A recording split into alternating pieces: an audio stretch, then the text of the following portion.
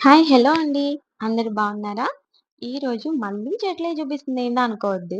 ఇది చిన్న సంతోషం మీతో పంచుకుంటున్నాను. ఏంటంటే చాలా సార్లు రోజా చెట్టుకి మనం నర్సరీ నుంచి తెచ్చుకుంటాము. కొన్ని రోజులు పూలు పూస్తాయి. మళ్ళీ పూలు రాట్లేదా అని బాధపడుతూ ఉంటాము. అలాగే నేను అనుకున్నాను. తర్వాత దానికి కిచెన్‌లో మనం కట్ చేస్తాం కదా! వెజిటబుల్స్. ఆ వేస్ట్ అలాగే బనానా తొక్కలు అన్నీ కొంచెం అలా మట్టి తీసి రోజా చెట్లకి పెట్టేసేసాను. మట్టిలో పెట్టి మట్టి పైన వేసేసాను. అలా వేసానో లేదో ఒక 1 వీక్‌లో ఫ్లవరింగ్ చూడండి ఎన్ని ఫ్లవర్స్ అనేవి వచ్చాయో రోజా చెట్టుకి. చాలా మొగ్గలొచ్చేసాయి అసల. అంటే కిచెన్ వేస్ట్ గూడా మనకి మంచిగా అంటే ఒక ఎరువులాగా చెట్లకి బాగా వర్క్ అవుతుంది. అది నేను బాగా గమనిచ్చాను. ఇంక అంతే ప్రతి ఒక్క చెట్టి యాహ్!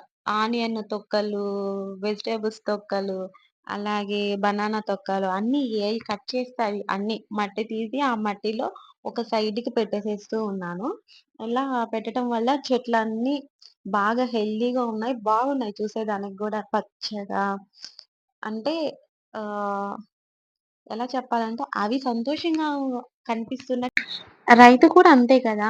కష్టపడి పంట పండిస్తాడు. పంట చేతికొచ్చాక తన పడిన కష్టమంతా మర్చిపోయి చాలా సంతోషపడిపోతాడు. ఈసారి లాభం వచ్చింది, బాగొచ్చింది అనని. అంతే కదా! మనం గూడా ఇంట్లో పెట్టుకుంటే చెట్లు, ఆ వచ్చే సంతోషమే వేరసల. నాకైతే చెట్లంటే చాలా ఇష్టం. చిన్నప్పటి నుంచి ఎక్కడ ఏ మొక్క కనిపిస్తే చాలు నచ్చిందా ఎలాగైనా సరే అది కొనాలి, లేదంటే తెచ్చుకోవాలి అనే ఆలోచనలోనే ఉంటాను. చిన్న చిన్న కుండీలోనే పెట్టాను. ఈ టమోటా, అలాగే పాలకూర అన్నీ చాలా చక్కగా వచ్చేసాయి. టమోటా చూసారు కదా! చిన్ని బాల్లా ఉన్నాయి. పెద్దయ్యాక మళ్ళీ వీడియో చూపిస్తాను మీకు. ఇవి వంకాయలు ఎన్ని సార్లు పూతొచ్చిందో పడిపోతూ ఉంది. మందు కొట్టాలి అనంటే నాకు వాటి గురించి తెలీదు. ఇంకా అందుకని ఇంకా అలాగే వదిలేసా. ఆ వంకాయ చెట్టుకే చెప్పా. అలా పూలు వచ్చేసి పడిపోతే నాకెంత బాధగా ఉంటుంది. అట్లా పడకుండా కాయ రావచ్చు గదా! ఒక్కసారి అనని అనుకుంటా ఉండేదాన్ని. మొత్తానికి నా మాట విన్నట్టుంది వంకాయ చెట్టు. పువ్వనేది రాలిపోకుండా అలాగే ఉండిపోయింది. చక్కగా ఇప్పుడు చెట్టు నిండా పూలు చూడండి. మొదలు అక్కడ పైనే ఫ్లవర్స్. ఇంకా పైన చూస్తే పైన ఇంకా చాలా వంకాయలున్నాయి. చిన్నవి. అవన్నీ ఆకుల కిందున్నాయి. పట్టుకుంటే పడిపోతాయేమో అనని భయమేసి నేను వదిలేసాను.